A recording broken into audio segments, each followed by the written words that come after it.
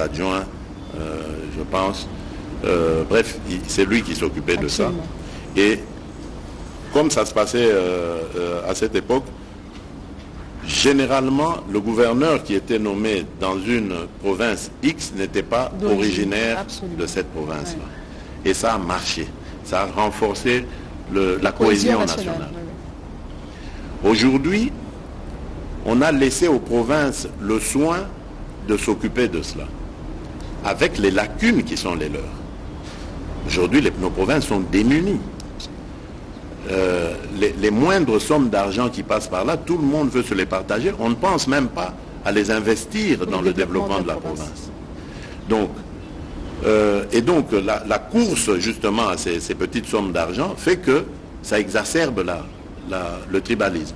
On doit parler de clan, on doit parler de ceci pour que son candidat gouverneur passe, ainsi de suite. Ça a aggravé les divisions.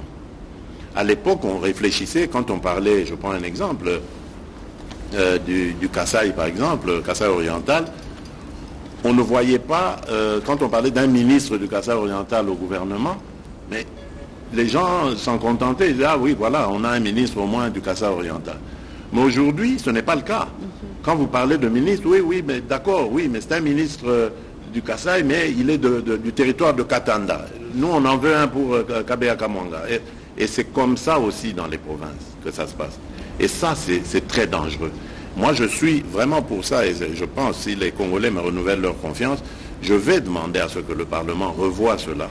Qu'on mette fin, peut-être pas au système des assemblées provinciales, parce qu'il faut quand même une représentation locale, une représentation provinciale, mais que l'on désigne les gouverneurs, comme en France on désigne les préfets. Et hier d'ailleurs, je posais la question à mon homologue angolais, lui aussi, dans leur pays, ils nomment les gouverneurs de province. Voilà, je pense que les gouverneurs de province sont des grands commis de l'État. Ça ne doit pas être des élus. Les provinces sont multiples, c'est très difficile. On peut comprendre qu'il y ait une assemblée provinciale. On peut demander à nos juristes de se pencher sur la question et voir comment on peut faire cohabiter ces élus qui vont surveiller la gestion de ce grand commis de l'État, qui doit rendre des comptes, parce que notre Constitution le dit, il est le représentant du président de la République dans la province, il doit rendre des comptes à la hiérarchie, mais il doit être désigné par celle-ci.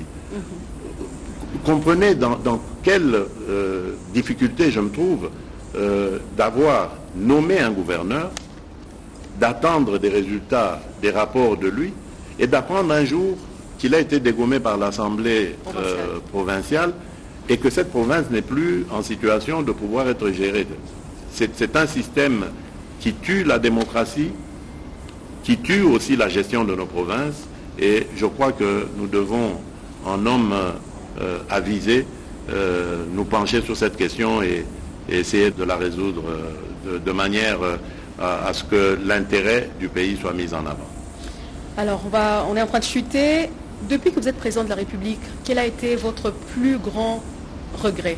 Et quelle a été votre plus grande joie ou votre plus grande réalisation, Monsieur le Président? Je vais vous étonner par le regret. C'est la fin de la coalition FCC-Cash. C'est un regret parce que je m'étais vraiment investi là-dedans. Vous savez, je crois, moi, en la solidarité des Congolais. Je me disais, ces amis ont eu la gestion qu'ils ont eue. On peut en dire ce qu'on veut. Pour moi, c'est terminé, c'est du passé. Maintenant, on va expérimenter une nouvelle chose. Des gens venus d'une opposition farouche qui vont se mettre avec eux, qui vont avoir le lead pour essayer de changer les choses et leur montrer qu'on peut changer les choses pacifiquement, fraternellement, pour que le Congo gagne. Malheureusement, ils sont restés dans leur bulle. Ils ont cru que le pouvoir était fait que pour eux et que si eux n'étaient pas au pouvoir, ils n'avaient pas les manettes du pouvoir, et bien que le pouvoir ne devrait pas exister. Ben voilà. On en est arrivé à ce à quoi nous sommes arrivés, que vous connaissez, je ne veux pas y revenir. Et j'ai vraiment beaucoup regretté. Parce qu'on vivait une très belle expérience pour la première fois dans ce pays, une alternance pacifique. Un ancien chef d'État pouvait vivre tranquillement, vaquer à ses occupations dans son pays, sans être inquiété. Et un nouveau chef d'État pouvait aussi vaquer aux occupations ou aux préoccupations de ses concitoyens pour le bien du pays. Malheureusement, ça n'a pas marché. Bon, on ne va pas faire éternellement le deuil, mais ça, c'est mon plus grand regret. Alors, ma grande satisfaction, c'est la gratuité, évidemment, la gratuité de l'enseignement, parce que ma grande joie, c'est d'avoir appris que beaucoup d'enfants, surtout des jeunes filles, ont pu regagner le parcours scolaire. Vous savez, madame, ça, les Congolais doivent le savoir, il n'y a que le Congolais qui va développer ce pays. C'est de ça que je suis parti, moi, pour proposer justement ma candidature au Congolais en 2018. Il n'y a que le Congolais qui va construire ce pays. Et pour que le Congolais construise ce pays, il doit être éduqué, il doit être en bonne santé et il doit être uni aux autres Congolais. Et l'éducation, elle doit être gratuite et accessible à tout le monde, hommes comme femmes. Sinon, nous aurons un Congo à plusieurs vitesses et nous n'avancerons jamais. Nous avons besoin de cette éducation. Regardez, il y a des pays qui n'ont pas les minerais que nous avons, qui n'ont pas toutes ces richesses naturelles, sol, sous-sol, etc., mais qui réussissent parfaitement bien. Pourquoi? C'est simplement grâce à la matière grise. Et cette matière grise s'acquiert par l'éducation. Nous devons éduquer tous nos enfants. Et c'est par cette éducation d'ailleurs que nous réussirons à juguler tous les mots MAUX que nous regrettons aujourd'hui. La corruption, les gens doivent comprendre. Mais pour que les gens comprennent que la corruption est mauvaise et qu'elle a un impact négatif sur l'économie, mais ils doivent comprendre cela, ils doivent le savoir, sinon ça va continuer. Donc il y a plein de mots que nous pourrions juguler grâce à l'éducation et donc nous tourner vers le développement de ce pays. Donc pour moi c'est une grande victoire, mais petite encore, parce qu'il n'y a pas tous les enfants congolais dans l'école. Et puis nous devons passer au secondaire aussi, qui doit devenir gratuit, et peut-être même le niveau universitaire. Nous devons reprendre le système des bourses. À l'époque du MPR parti État, le conseil exécutif gouvernement du pays finançait parfois certaines bourses. Nous devons revenir à ce genre de pratique. L'éducation, pour moi, c'est la clé numéro 1, devant les mines, devant l'agriculture, devant tout ça, pour développer ce pays. Si nous réussissons dans l'éducation, tout le reste va suivre parce que nous aurons des gens formés, des hommes et des femmes formés et capables de faire face à tous les défis qui se présenteront face à notre pays. Donc voilà. Alors la dernière question, vous avez dit, Monsieur le Président, que si les Congolais vous accordaient à nouveau leur confiance, si vous êtes réélu, quel sera votre cheval de bataille? D'abord, continuer le travail sur la justice, parce que comme je l'ai dit, la justice élève une nation. Moi, je suis devenu président de la République démocratique du Congo pour élever ma nation. Je veux d'un Congo fort, uni et prospère. Et ce n'est qu'en l'élevant qu'on arrivera à ce résultat.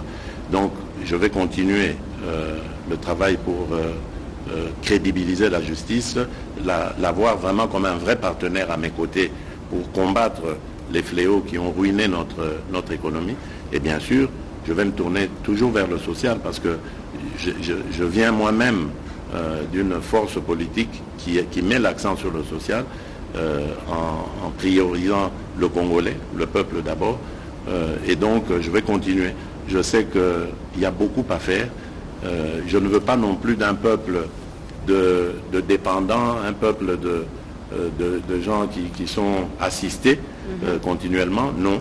Quand je parle du social, c'est-à-dire de mettre dans mon pays les conditions nécessaires pour que tout le monde puisse aller à l'école, quand on est enfant, on est jeune, pour que tout le monde puisse avoir accès aux soins de santé lorsqu'on tombe malade, et pour que tout le monde puisse avoir un emploi décent et pouvoir subvenir aux besoins de sa famille. Donc voilà, donc c'est de ce Congo-là que je rêve, et je crois que ce Congo est possible. Il faut simplement que nous regardions les choses en face, que nous nous donnions la main en tant que Congolais, que nous mettions de côté nos divergences qui nous font reculer. Nous avons le droit d'avoir des divergences politiques, religieuses et autres, Mais cela ne doit pas dégénérer en blocage. Ça doit nous permettre, au contraire de ces divergences, de créer, d'apporter la lumière aux questions que se posent nos populations. Donc voilà ce que j'attends des Congolais et que je compte faire avec eux si ils me renouvellent leur confiance. C'était un exercice qu'on a voulu, Monsieur le Président, de rapprocher le dirigeant des dirigés. Merci en tout cas de votre temps. Mais c'est à vous, ce ne sera pas la dernière chère fois. Tina, c'est à vous que je lance des fleurs. C'est la Merci, preuve Excellence. encore que la dame au Congo, il faut compter avec elle. Merci. C'est votre initiative, je dois le dire. Et tout de suite, j'ai été enchanté et j'ai été d'accord pour faire face au public. Je promets même de revenir encore dès que l'occasion se présente. C'est ce qui Parce souhaitait. que je pense qu'il est de notre devoir de rendre compte et surtout d'informer nos compatriotes. Nous sommes là pour le servir et non pas pour nous servir. Merci, Monsieur le Président. Merci, Madame.